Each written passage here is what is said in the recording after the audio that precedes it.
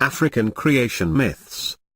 Boshungo Bantu tribe. In the beginning there was only darkness, water, and the great god Bumba. One day Bumba, in pain from a stomach ache, vomited up the sun. The sun dried up some of the water, leaving land. Still in pain, Bumba vomited up the moon, the stars, and then some animals: the leopard, the crocodile, the turtle, and, finally, some men, one of whom, Yokolima, was white like Bumba. Dogon. At the beginning of time, Amma, a supreme god who lived in the celestial regions and was the origin of all creation, created the earth and immediately joined with it. But the earth's clitoris opposed the male penis. Amma destroyed it, circumcising his wife, and they had a child, Ogo, and the twins, the Nomo. Ogo had no partner and was barren, so he introduced disorder into the world by committing incest with his mother, Earth. The first menstrual blood came from this union, as well as Yaban and Andamulu, the spirits of the underworld. Amma created the stars by throwing pellets of earth into space. He created the sun and moon by modeling two white earthenware bowls, one encircled with red copper, the other with white copper. Black people were born under the sun and white people under the moon. The latter paragraph is quoted in L.V. Thomas, Les Religions de l'Afrique Noire, Paris, 1969. FX Central Nigeria. The creator, Abasi, created two humans and then decided to not allow them to live on Earth. His wife, Atai, persuaded him to let them do so. In order to control the humans, Abasi insisted that they eat all their meals with him, thereby keeping them from growing or hunting food. He also forbade them to procreate. Soon, though, the woman began growing food in the earth, and they stopped showing up to eat with Abasi. Then the man joined his wife in the fields, and before long there were children also. Abasi blamed his wife for the way things had turned out, but she told him she would handle it. She sent to Earth death and discord to keep the people in their place. Ikoi, South Nigeria. In the beginning there were two gods, Obasios or and Obasines. The two gods created everything together. Then Obasios decided to live in the sky and Obasines decided to live on the earth. The god in the sky gives light and moisture, but also brings drought and storms. The god of the earth nurtures, and takes the people back to him when they die. One day long ago Obasios made a man and a woman, and placed them upon the earth. They knew nothing, so Obasines taught them about planting and hunting to get food. Ethiopia Wok was the creator god who lived in the clouds. He kept the vault of the heavens at a distance from the earth and covered it with stars. He was a benefactor and did not punish. When the earth was flat, Wok asked man to make his own coffin, and when man did this, Wok shut him up in it and pushed it into the ground. For 7 years he made fire rain down and the mountains were formed. Then Wok unearthed the coffin and man sprang forth, alive.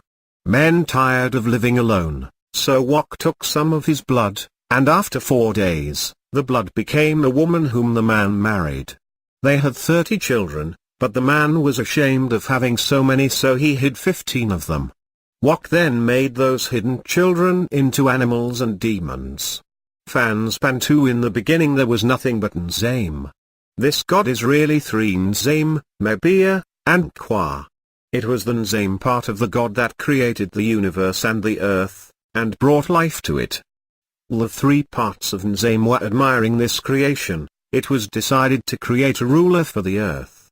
So was created the elephant, the leopard, and the monkey, but it was decided that something better had to be created.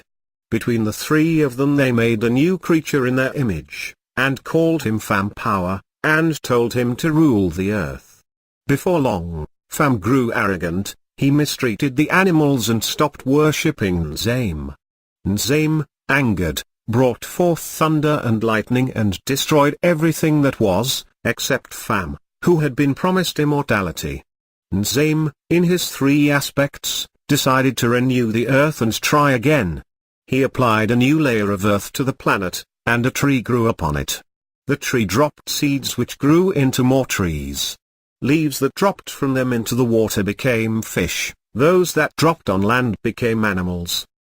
The old parched earth still lies below this new one, and if one digs deep enough it can be found in the form of coal. Zame made a new man, one who would know death, and called him Sekum. Sekum fashioned a woman, Mbong, from a tree.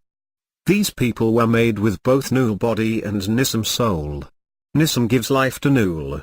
When Nul dies, Nissim lives on. They produced many children and prospered. One Zimbabwe Maori created the first man, Mwetsi, who became the moon. Maori gave him Ngona horn filled with Ngona oil and told him he would live at the bottom of the waters. Mwetsi objected and said he wished to live on the land. Maori reluctantly agreed, but said Mwetsi would give up immortality if he did. After a while Mwetsi complained of loneliness, so Maori sent him a woman, Masasi the morning star, to keep him company for 2 years. Each night they slept on opposite sides of a campfire, until one night Mwetsi jumped over the flame and touched Masasi with a finger he had moistened with the Ngona oil. In the morning Masasi was huge, and soon gave birth to plants and trees until the whole earth was covered by them. At the end of 2 years Maori took Masasi away. Mwetsi wept for 8 years, at which time Maori sent him another woman, Morongo the evening star, saying that she could stay for 2 years. On the first night Mwetsi touched her with his oiled finger, but she said she was different than Masasi, and that they would have to oil their loins and have intercourse. This they did, this night, and every night thereafter. Every morning Morongo gave birth to the animals of creation. Then she gave birth to human boys and girls, who became full-grown by that very same evening. Maori voiced his displeasure with a fierce storm, and told Mwetsi he was hastening his death with all this procreation. Morongo, ever the temptress, instructed Mwetsi to build a door to their habitat so that Maori could not see what they were doing. He did this, and again they slept together. Now in the morning Morongo gave birth to violent animals, snakes, scorpions, lions, etc. One night Morongo told Mwetsi to have intercourse with his daughters, which he did, thereby fathering the human race. Yoruba in the beginning was only the sky above, water and marshland below. The chief god Oloran ruled the sky, and the goddess Olokun ruled what was below. Obatala, another god, reflected upon this situation, then went to Oloran for permission to create dry land for all kinds of living creatures to inhabit. He was given permission, so he sought advice from Onmala, oldest son of Oloran and the god of prophecy. He was told he would need a gold chain long enough to reach below, a snail's shell filled with sand, a white hen, a black cat, and a palm knot, all of which he was to carry in a bag. All the gods contributed what gold they had, and Onmala supplied the articles for the bag. When all was ready, Obatala hung the chain from a corner of the sky, placed the bag over his shoulder, and started the downward climb. When he reached the end of the chain he saw he still had some distance to go. From above he heard Onmala instruct him to pour the sand from the snail's shell, and to immediately release the white hen. He did as he was told, whereupon the hen landing on the sand began scratching and scattering it about. Wherever the sand landed it formed dry land, the bigger piles becoming hills and the smaller piles valleys. Obatala jumped to a hill and named the place If.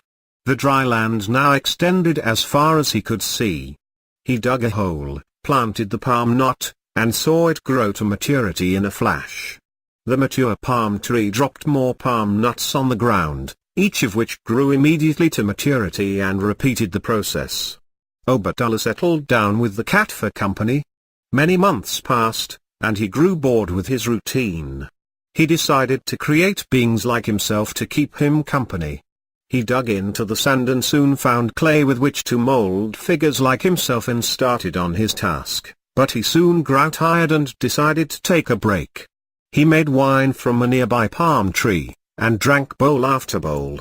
Not realizing he was drunk, Obatala returned to his task of fashioning the new beings. Because of his condition he fashioned many imperfect figures. Without realizing this, He called out to Oloran to breathe life into his creatures. The next day he realized what he had done and swore never to drink again, and to take care of those who were deformed, thus becoming protector of the deformed. The new people built huts as Obatala had done, and soon life prospered and became a city. All the other gods were happy with what Obatala had done, and visited the land often, except for Olokun, the ruler of all below the sky. Zimbabwe Modemo was the creator. He distributed good things, appeared in the east and belonged to the element water. At the same time he was a destroyer, a terrifying creature responsible for drought, hail, cyclones and earthquakes. When these things happened he appeared in the west and was part of the element fire. Modemo was also sky and light, earth and root. He was unique and singular. He had no ancestors, no past or future. He pervaded the whole of creation. His name was taboo and could be spoken only by priests and seers. Zulu, the Ancient One, known as Unkilu, is the Zulu creator. He came from the reeds Uthlanga, means source, and from them he brought forth the people and the cattle. He created everything that is mountains, streams, snakes, etc. He taught the Zulu how to hunt, how to make fire, and how to grow food. He is considered to be the first man and is in everything that he created.